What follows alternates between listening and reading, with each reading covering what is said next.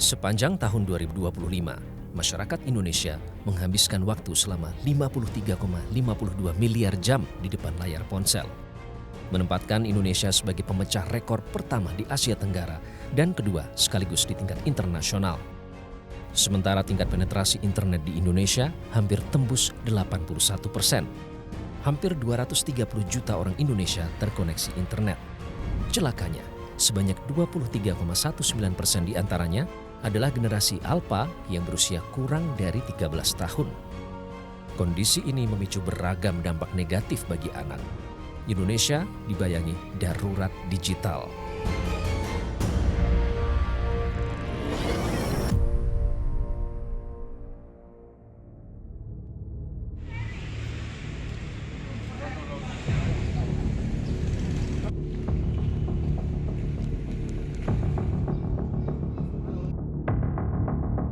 Kasus pembunuhan seorang ibu oleh anaknya sendiri yang terjadi di Medan Sunggal pada Desember 2025 membuat publik terhenyak. Seorang bocah belasan tahun menghabisi nyawa orang tuanya sendiri. Melihat kekerasan yang dilakukan korban terhadap kakak, adik, dan bapaknya yang diancam menggunakan pisau, ini dilihat oleh si adik. Kemudian si korban sakit hati karena game online-nya dihapus. Bagaimana obsesi si korban dalam hal melakukan tindak pidananya? Korban melihat game murder mystery pada season Kills Others menggunakan pisau.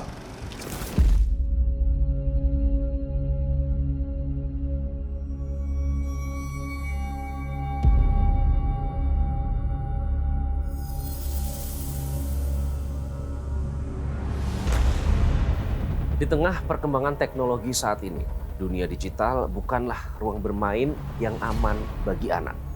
Media sosial maupun platform digital disinyalir menjadi ruang gelap, tidak terkecuali di Indonesia.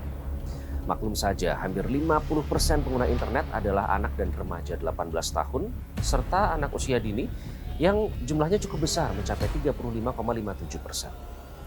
Mengapa kasus kekerasan dan eksploitasi anak di ranah digital terus meningkat setiap tahunnya? Kasus anak berhadapan dengan hukum di Indonesia angkanya cukup signifikan. Anak-anak di bawah umur terjerat beragam kasus hukum. Kasus kekerasan yang melibatkan pelaku anak juga terjadi di Jakarta Utara. 7 November 2025 lalu, bom Molotov diledakkan di SMA Negeri 72 di Kelapa Gading. Dipicu game online dan platform media sosial, seorang pelajar beraksi bak koboi menyerang sekolahnya sendiri. Diduga pelaku terpapar ekstremisme akibat bergabung dalam sebuah komunitas daring True Crime Community di aplikasi Discord. Yang menarik, peledakan ini ternyata tidak hanya direncanakan di SMAN 72 Jakarta saja. Di beberapa daerah di Indonesia ternyata juga ada serentetan rencana serupa. Dan kasus ini terungkap dari sebuah grup atau komunitas True Crime Community atau TCC. Dan dari hasil penyelidikan sementara, ada 70 anak yang terpapar paham radikal dan mereka ini tersebar di 19 provinsi di Indonesia. Dan sebaran terbanyak berada di Jakarta, Jawa Barat, Jawa Tengah, dan Jawa Timur. Dari informasi yang realitas dapatkan, bahkan ada seorang anak sekolah berusia 11 tahun yang kedapatan membawa senjata tajam ke sekolah. Namun, diketahui oleh sang guru. Dan aksi ini terinspirasi dari aksi kekerasan serupa yang terjadi di Chile yang beruntung bisa digagalkan. Anak-anak yang tergabung di grup TCC memiliki kesamaan. Mereka mengidolakan beberapa pelaku penyerangan dan penembakan massal di luar negeri dan merupakan penganut paham supremasi kulit putih dan neo-Nazi.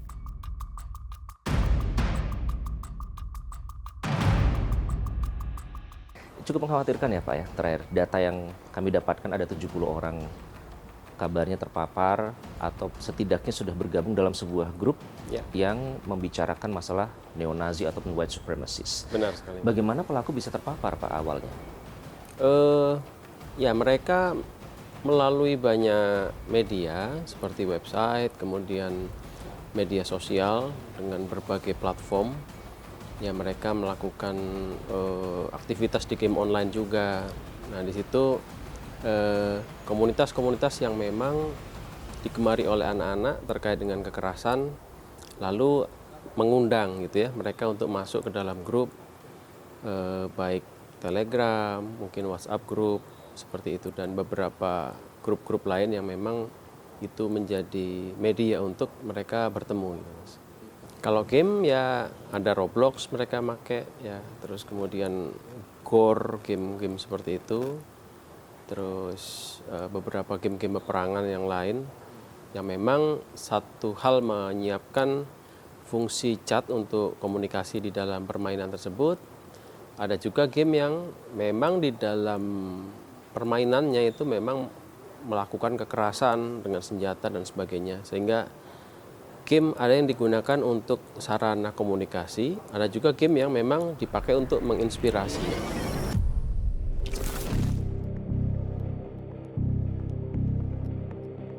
Komisi Perlindungan Anak Indonesia menyebut jumlah korban anak terpapar konten negatif di ruang digital cenderung naik setiap tahun. Tidak sedikit yang terpapar praktik judi online hingga pembuatan konten ekstrim yang membahayakan nyawa. Sebagian yang lain bahkan kebablasan hingga mengalami gangguan jiwa. Ada dua isu perlindungan anak itu sebetulnya. Satu isu ada di hulu soal keluarga, di mana kita melihat isu pengasuhan, termasuk juga pengasuhan di era digital ini kan satu tantangan yang tidak mudah, di mana tidak semua orang tua terliterasi dengan digital itu, dan bahkan dia berjarak dengan algoritma itu gitu ya, dengan bermacam alasan lah. Kemudian di sisi lain dia juga memfasilitasi gadget kepada anak-anak dan termasuk juga pulsanya gitu ya. Dan ini kan tentu membahayakan ya kalau tidak ada pengawasan, tidak ada kontrol dari orang tua, itu satu hal. Di sisi lain ada namanya industri candu yang harus juga ditangani gitu ya. Salah satu industri candu itu kan game online gitu ya. Game online, judi online, narkoba gitu ya. Kekerasan dalam bentuk lainnya, kemudian pornografi gitu ya. Tentu yang tinggi atau yang membahayakan ini ya tentu ini harus dipastikan pengawasannya dan dipastikan tidak diakses oleh anak gitu ya. Kasus anak-anak berhadapan dengan hukum kian fenomenal di Indonesia. Dunia maya yang tanpa batas berubah menjadi ruang senyap dan gelap, menyulut beragam kekerasan anak.